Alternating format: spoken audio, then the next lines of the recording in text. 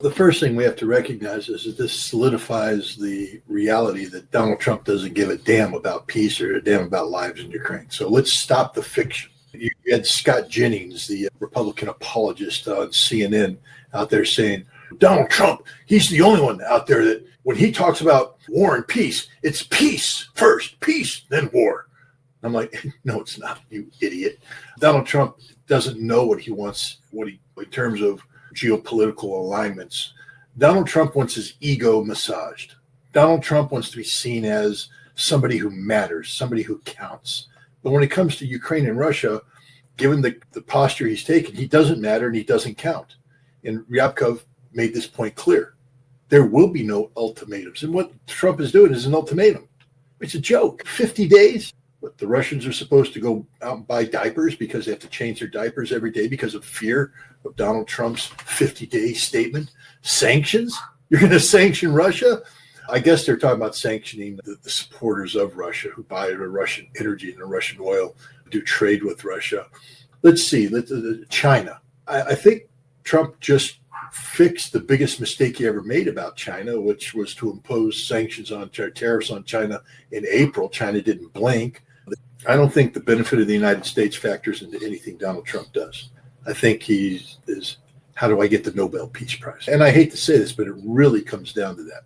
This is all about him posturing himself to be seen as the great peacemaker. It's not about real deals. Look at the fine print of the U.S.-Ukrainian rare earth mineral deal. It's not a deal. It's fake. That's supposed to benefit the United States? No, it doesn't. It humiliates America. Nothing he does benefits the United States. Everything he does humiliates us and makes matters worse. It's all about posturing Donald J. Trump as the greatest thing on the world. He's a snake oil salesman. He's a grifter. He's a con artist. He's not the president of the United States. He is in name, but the function, he doesn't do anything to benefit the United States. Nothing. Everything is done to make his image look good. Look at his whole tariff policy. You have to laugh at Besson. We're going to get $100 billion. You haven't collected that money, Scott Besson, you haven't collected that money. This is just smoke and mirrors. Everything he does is smoke and mirrors. There's no substance to it. There's no reality to it.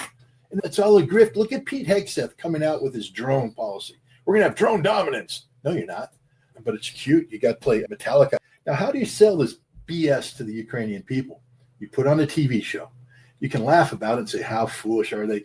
There was a period of time where Martin Sheen, who played an American president in a TV series called The West Wing, he was mulling a run for the presidency. Why?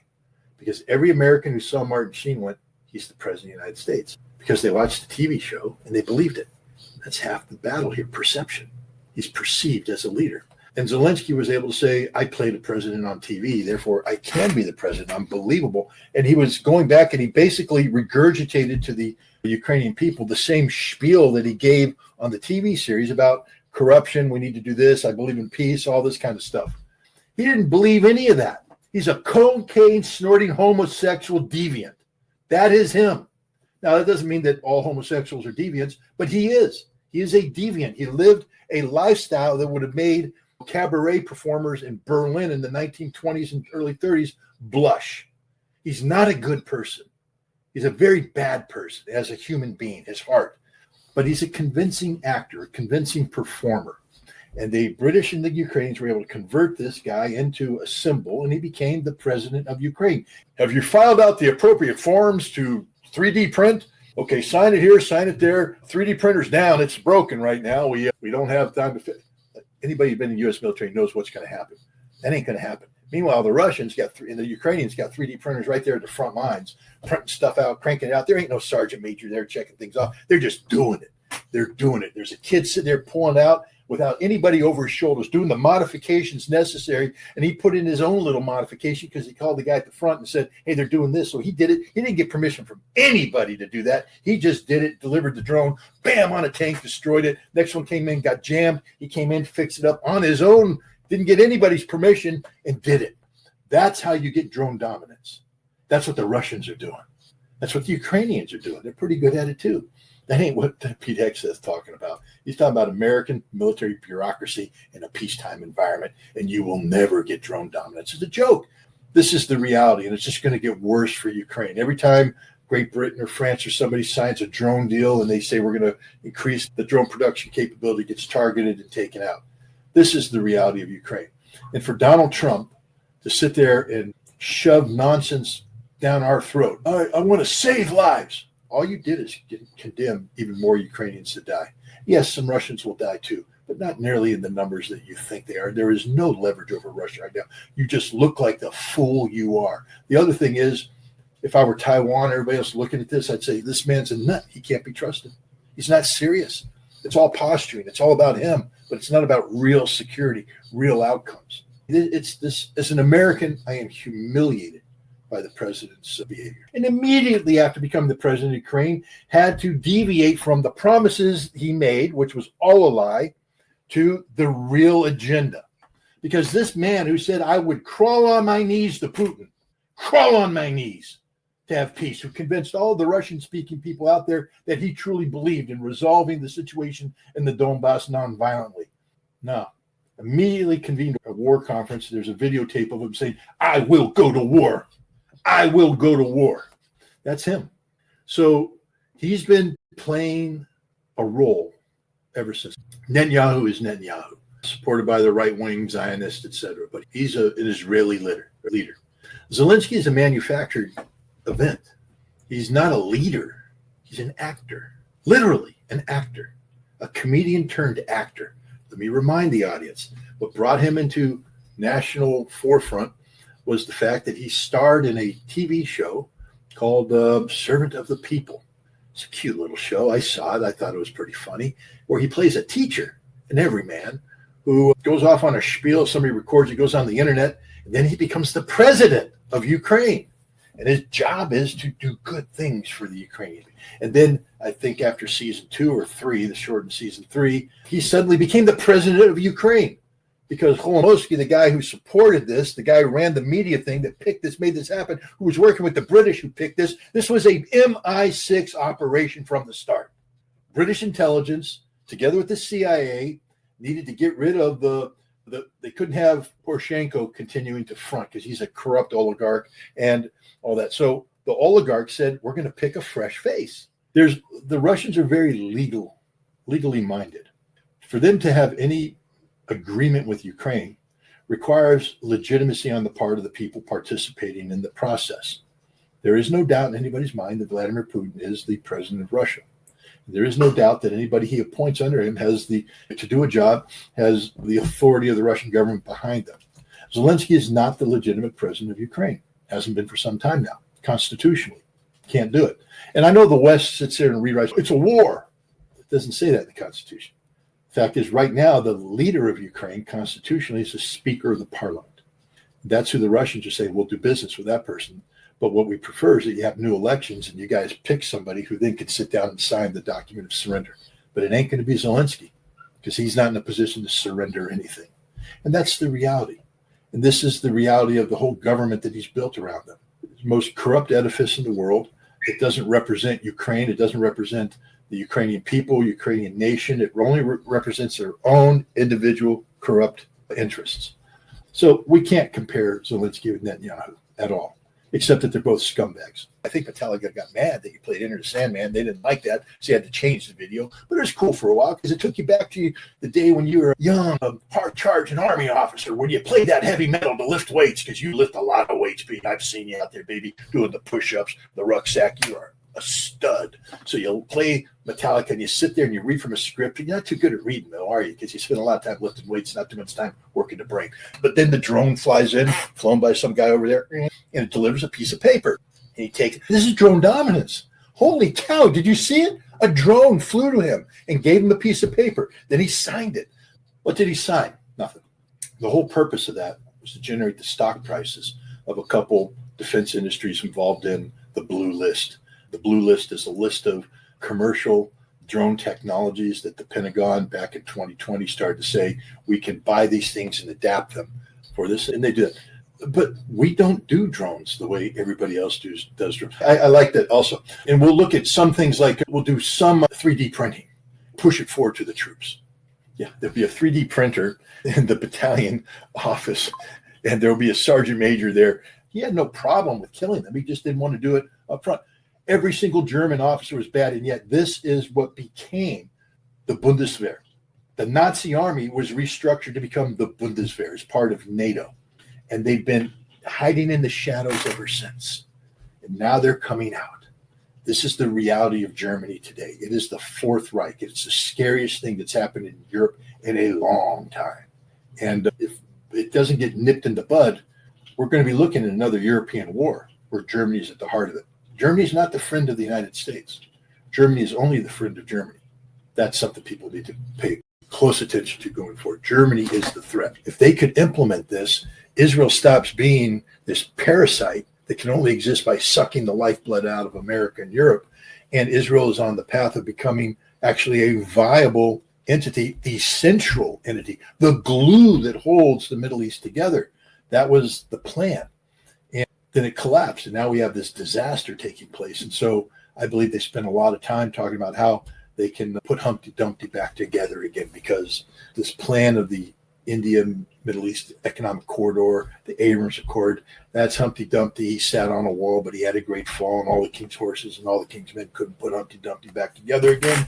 And Trump is talking about how we can do that. We get the super glue, put it in, but things have to happen. So I think those are the three things: saving Bibi's political butt, resolving Iran, Hezbollah, and how to get Humpty Dumpty put back together again.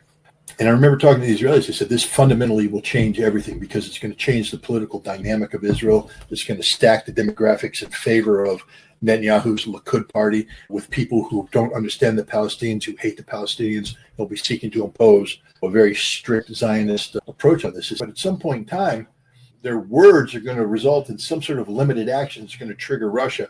And Russia, I can guarantee you, isn't talked. Russia doesn't want war. But my God, if the Germans want to bring it on, there ain't going to be nothing to make the Russians happier than putting the stake through the heart of this stupidity, this German defense minister, this German chancellor who talks about Germany's going to do it again, but do it right this time. What does that mean, do it right this time? That means you don't regret doing what you did. The only thing you regret is that you got beat. That it would all been okay had Germany won the war. You don't regret anything. You don't regret the Holocaust. You don't regret slaughtering Jews. You don't regret the whole Lebensraum policy you had against the Russians.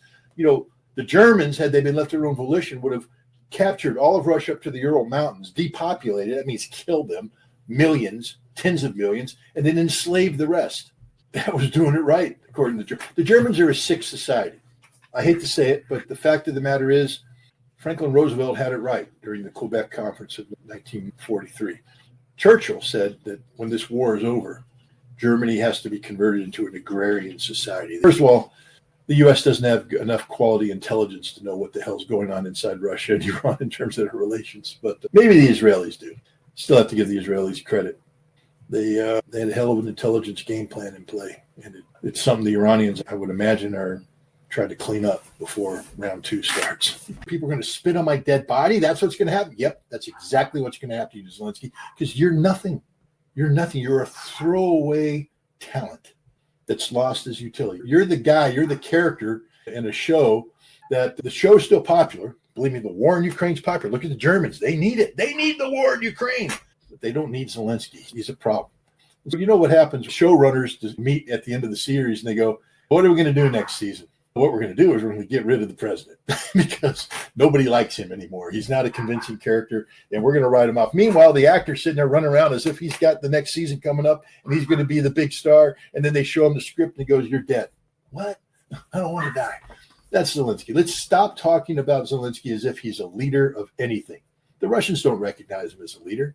They won't even do business with him. They say, we'll meet with him. We'll meet with an actor. President Putin meets with anybody who wants to shake his hand. Not anybody, but he meets with a lot of people. That doesn't mean that he's going to sign a business relationship with them. They collaborated together in Syria to achieve important results. And they also collaborated together the whole Shahed drone thing, where the Russians came in, the Iranians turned around and did this. There is a relationship here that is mature. I have very good friends that I've known for a lifetime. Guys that I met when I first went to Russia, Americans. We disagree on Ukraine fundamentally, vehemently. We're still the best of friends. And if it came time for me to ask for them to help me or for me to help them, which we both have done, everything's dropped and the help's done. And we never have to worry about, are they going to stab me in the back? Are they going to do this? Are they going to do that? No, because that's what friendship's about. But people don't understand that Russia and Iran can have differences of opinion diplomatically on certain issues and still maintain a close relationship based upon trust. And you've seen it. You're 100% right to point it out. One of the major bylines in the propaganda conflict being waged post-Israel-Iran conflict is the betrayal of Iran by Russia. And where you're not hearing it from Iranian officials, and you're not hearing Russians going, they don't trust us anymore. You're reading it in the West, unsourced, anonymous, high-level government officials saying stuff like this. It's non-existent. For Tim Weiner's, he's not to be trusted on any of this. I've known Tim Weiner for a long time. He is the equivalent of a CIA historian, even though he doesn't work for the CIA. His job is to spin everything to the favor of the CIA. When I resigned as a weapons inspector in Iraq, having spent 7 years working intimately with the CIA at every level on the issue of Iraq and WMD, he was one of the people tasked with countering what I was saying. And I just despise the man because I know what I know and how I know it. And I know that when he starts talking about things that I was intimately involved in and countering it, I know who his sources are. He's not a legitimate journalist. He's not a legitimate historian. He might as well be on the payroll of the CIA. He was that way with Iraq and WMD, and he's that way on this story right now. He's giving you the CIA-approved narrative, which is designed to do two things: spin things in a way that puts the CIA in a good light, and then shape public perceptions. Let me make the following observation about the CIA. Anytime you have somebody talking about the CIA officially and acting as if they have sources in the CIA does not function. It's not designed to function in the sunlight. It's not how the CIA operates. The CIA is all about lies, deceit, deception. Hell, you had Mike Pompeo brag about it, if you remember, when he was the director of the CIA. Russia doesn't give a flying you-know-what. Okay, you're manifesting yourself as a threat. We therefore shall now reallocate the resources necessary to deal with the threat. Germany doesn't understand. They're playing a game they can't win. Russia will blow Germany off the face of the map. The Russians have not forgotten what Germany was. And you now have Peskov saying Germany is becoming an enemy again. And if Germany wants to be an enemy, Russia knows how to deal with enemies. Hey, Typhoon, let me introduce you to Oreshnik. Russians are producing more Oreshniks than the Germans will have access to Typhoons. And Germany will disappear in a sea of conventional fire and explosion. There won't even be nuclear weapons involved. It'll just be the end of Germany. The Russians aren't playing games. They are building over 1,000 uranium drone Shahed 136 modifications a day. 1,000 a day. And they're going to be firing 1,000 a day into Ukraine. Germany wants to play a game. Guess what, Germany? You don't have enough Patriot air defense systems. You don't have enough Iris-Ts. You don't have enough anything. When Russia decides to flood the zone with 5,000 drones in a day, your entire country goes bye-bye. And then they're going to hit you with Oreshniks. They're going to hit you with calibers. The weapon systems, 17 what? Batteries, full complement. Holy cow, Donnie, baby. Where are you getting them? Germany, they got 12. They ain't giving them up. They might give 1 or 2 up. They've already given 2 up, but they've been blown away. Let's see. Spain could give up some, but they don't have that many to begin with. Give up 1. The Netherlands, give up another one. Yeah, we're up to 4. And they're not going to happen overnight. Germany's not going to provide any transit support until they get new stuff in. And the Americans ain't building new stuff. And if they are, it's going to Israel or to replenish American stocks. This is not happening. Donald Trump is there shaking the hands with Rutte. And the other thing is, look at the arrangement. How stupid does Rutte have to be? To believe this stuff.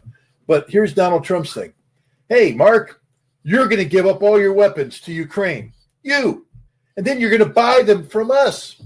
And we're not going to spend a penny. If I were Rutte, I would have looked there and said, Donnie, baby, stick it in your ear. You know, why don't you go? We've already drafted it up for you. It's a document. Sign it. Get the hell out of NATO. We don't need you. We don't want you. You're useless to us. You mean nothing to us because this isn't serious. This isn't serious at all. This is a joke because the Russians aren't playing your stupid game. Let me remind everybody, Donald Trump started this war. He tries to blame it on Joe Biden, but Donald Trump started this war. All of the policies that are in place that led to the events of February 2022 were put in place by Donald J. Trump. And the Russians know this. Now, the Russians, of course, being the mature, diplomatic, mature nation that they are, will have the door open to diplomacy. And it's better for Russia to talk to the United States than not talk. And so no matter how unpredictable and outrageous Donald Trump is, come on, even outrageous. What do you think the Russians think about Donald Trump's leaked 2024 campaign where he told Vladimir Putin that I will bomb the you-know-what, bovine excrement out of Moscow if Putin moves into Kiev? A, the statement was never made. So Donald Trump's a liar, and the Russians are just like, who is this man-child? And that's how they're treating this. What threat is here? The threat of sanctions, I already told you, that will never come to play. First of all, Russia could care less about sanctions, and the big partners out there, they're not gonna yield either, because that's the end of them. That's the end of them as being relevant. And if they come together, their combined impact on the American economy, Trump will never do this. He'll never pull the trigger on this. So they're going to hit you with all the other hypersonics that they have out there. The Germans are just stupid. They really are stupid. We've been watching the rebirth of the Fourth Reich being born for some time now. I've been worrying about it. It's real. These morons are out there. The only good news is that Merz isn't Adolf Hitler. He has no political viability or sustainability. And the German military is just a bunch of academic nobodies. This isn't the Wehrmacht. There was that 100,000-man army during the Weimar Republic of all World War I, hand-picked World War I veterans, all officers that became the cadre of the Wehrmacht, and it grew into it. The Bundeswehr is full of schnitzel-eating, beer-drinking, fat idiots who don't know anything about war, don't know how to train, haven't put a 90-pound ruck on their back and hiked in anger, and they don't know what they're doing. Now, could they transform into something? Of course, but where's their defense industry? Other than a handful of Rheinmetall making some money, they can't produce a lot of tanks. They can't produce a lot. They've deindustrialized. In order to get where Germany wants to go, they got to spend money they don't have. And they have to get an economy that doesn't function to support a defense industry that doesn't exist. So it's all talk. But